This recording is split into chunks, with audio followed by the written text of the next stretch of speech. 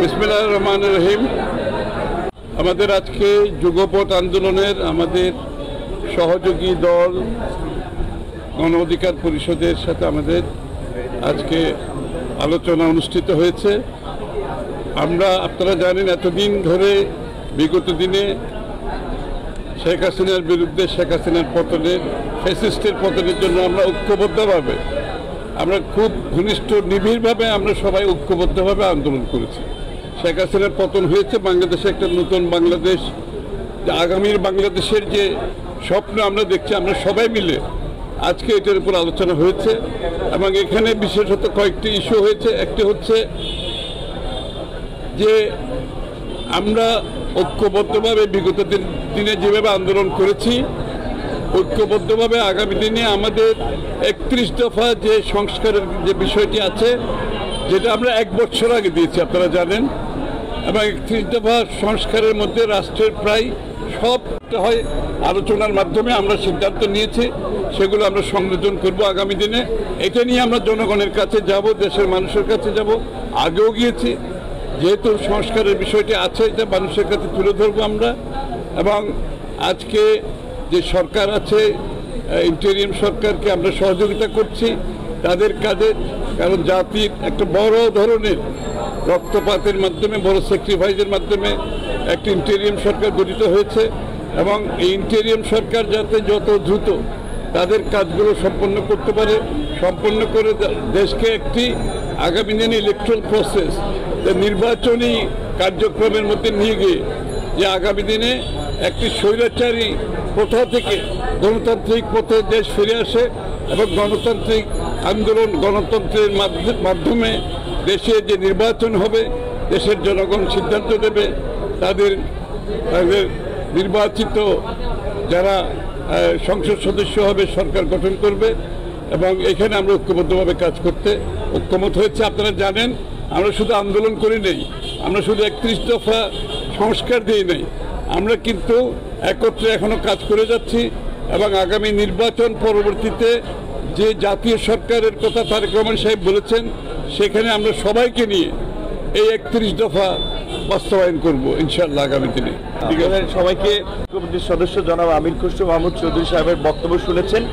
আমরা শেখ হাসিনার পতন পরবর্তী পরিস্থিতি পর্যালোচনা করে আমরা যে 42টি রাজনৈতিক দল যারা রাষ্ট্র সংস্কারের 31 দফা কর্মসূচি দিয়েছিলাম 1 বছর আগেই দিয়েছি, সেই জায়গা থেকে এটাকে কিভাবে জনগণের মাঝে রাজনৈতিক মহল এবং সরকারের কাছে পৌঁছে দেওয়া যায়, এটার পক্ষে জনমত গঠন করা যায়, সেই লক্ষ্যে আমরা কাজ করব।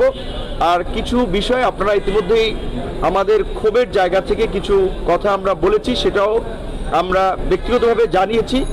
তৃণমূলের 2-1টি বিচ্ছিন্ন ঘটনা, সেটি বিশেষ করে আমির খসরু সাহেব তিনি বলেছেন, বুলু ভাই সহ আরও আপনারা জানেন যে বিএনপির কোনো নেতাকর্মীর বিরুদ্ধে ছোটোখাটো অভিযোগ হলেও তদন্ত ছাড়াই বড় একটা অংশ নেতৃবৃন্দকে কিন্তু শাস্তিমূলক পদক্ষেপ নিয়েছে।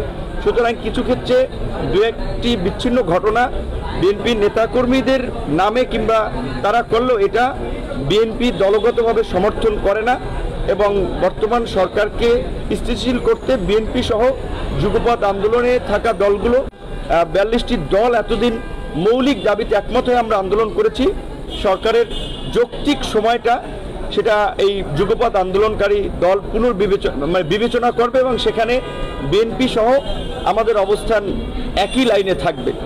পাশাপাশি আমরা সকলকে বলবো যে এখন দেশে যে একটা অস্থিরতা চলছে, আপনারা দেখেছেন গার্মেন্টস সেক্টরে অস্থিরতা তৈরি করা, শিক্ষা প্রতিষ্ঠানে যেই ছাত্ররা আপনার একটা যুগান্তকারী পরিবর্তন করলো, সেই ছাত্রদের মধ্যে অসহিষ্ণুতা তৈরি করার একটা চেষ্টা আজকে ঢাকা কলেজ, সিটি কলেজ কিংবা আগে বিভিন্ন জায়গায় যে ঘটনাগুলো ঘটছে, এর পেছনে অতীত স্বৈরাচার সরকারের একটা সংশ্লিষ্টতা পাওয়া যাচ্ছে। সেই ক্ষেত্রে আমরা সকলকে এই বিষয়ে সতর্ক থাকার আহ্বান জানাবো যে এই সমস্ত ঘটনায় যারা জড়িত হচ্ছে তাদেরকে চিহ্নিত করতে আইন শৃঙ্খলা বাহিনী সহ সরকারকে সহযোগিতা করা এবং এই যুগপৎ আন্দোলনে থাকা দল সহ বিরোধী দলের নেতৃবৃন্দ এটা নিরসনের জন্য কাজ করবে। কারণ এই সরকারের সফলতা ব্যর্থতা সামনে আমাদের রাজনৈতিক দলগুলো দেশের মানুষের উপরে বর্তাবে। সুতরাং আমরাও চাই সরকারের সাথে আমাদের যেন কোনো দূরত্ব তৈরি না হয়, সেটা সরকারকে তার কাজের মধ্য দিয়ে আলাপ আলোচনার মাধ্যমে পরিষ্কার করতে হবে। বিগত সরকারের লুটপাটের ফল বাংলাদেশের মানুষ এখন ভোগ করতেছে। যে লক্ষ লক্ষ ডলার যে বিদেশে পাচার করছে, এটা বিদ্যুৎ থেকে আয় করেছে, বিভিন্ন দুর্নীতির মাধ্যমে আয় করেছে, যেটার ফল বাংলাদেশের মানুষ এখন ভোগ করছে। তো এটা রিকভার করতে সময় লাগবে। আমি নিশ্চিত আজকে যারা সরকারে আছে তারা সেই দায়িত্ব পালন করার চেষ্টা করছে, বাট এটা রাতারাতি কোনো এইটার সমাধান দেওয়া সম্ভব হবে না। এটা দীর্ঘ সময়ের প্রয়োজন, কারণ যারা টাকা লুটপাট করে খেয়ে বিদেশে পাচার করছে তারা নিজেরাই পালিয়ে গেছে এখন। সুতরাং এই সরকারকে এই দায়িত্ব নিতে হবে। এটা সময় লাগবে, এটা আমাদেরকে ধৈর্য সহকারে মোকাবেলা করতে হবে, কারণ আগামী দিনে যে আমাদের যে মুক্ত বাংলাদেশ আমরা পেয়েছি, গণতান্ত্রিক বাংলাদেশের যে প্রত্যাশা আমরা করছি, এটা পূরণ করতে হলে আমাদের মধ্যে একটু ধৈর্যের প্রয়োজন আছে। আমরা সকলে মিলে সে কাজটা করতে হবে।